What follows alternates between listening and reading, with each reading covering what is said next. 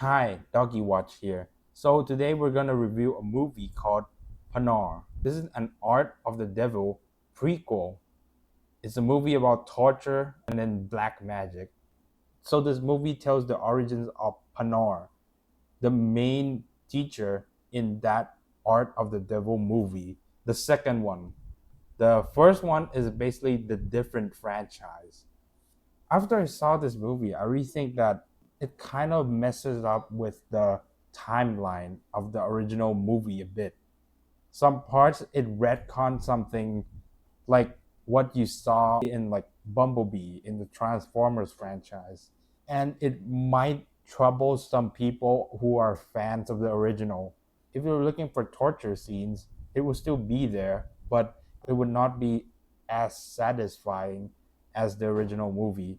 This movie focuses on the parts that relies on CGI. Some CGIs look wonky, some CGIs look okay, but overall, during the runtime of 2 hours and 5 minutes, you really feel the length, and then you really feel that some parts they could have leaned more in what the original did well. It's kind of disappointing to see some plot points like forgotten, or some plot points, some dialogues that are kind of weird. Like some parts you can put in the meme, and then it just looks so bad. Let's start with the drawbacks of this movie. This movie has a problem in the pacing. 2 hours and 5 minutes. You really feel the runtime.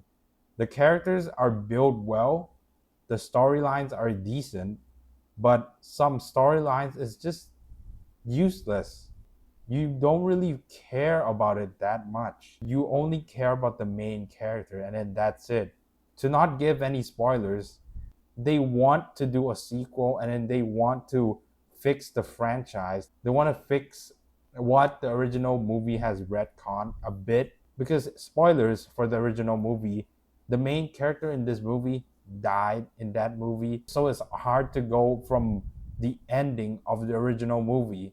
If you're looking for like gore, it will still be there, but it would lean on to something that you have seen in Necromancer, the movie. It's a Thai movie about people playing with black magic, but it just leans on the action more. This movie kind of pulls away from the torture and saw like features a bit, which I think some fans of the original might be disappointed. So let's cut back to the pros. Some parts they trying to retcon like what has not been there, and then they just put it here, which some parts work, some parts did not work.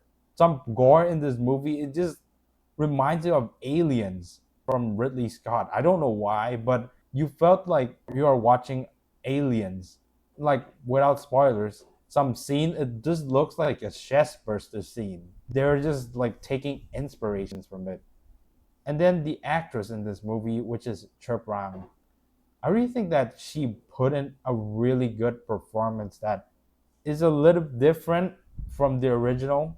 She is building from the girl who's innocent and then got hated, and then she builds into a villainous character like similar to like John Kramer or people who have gone insane.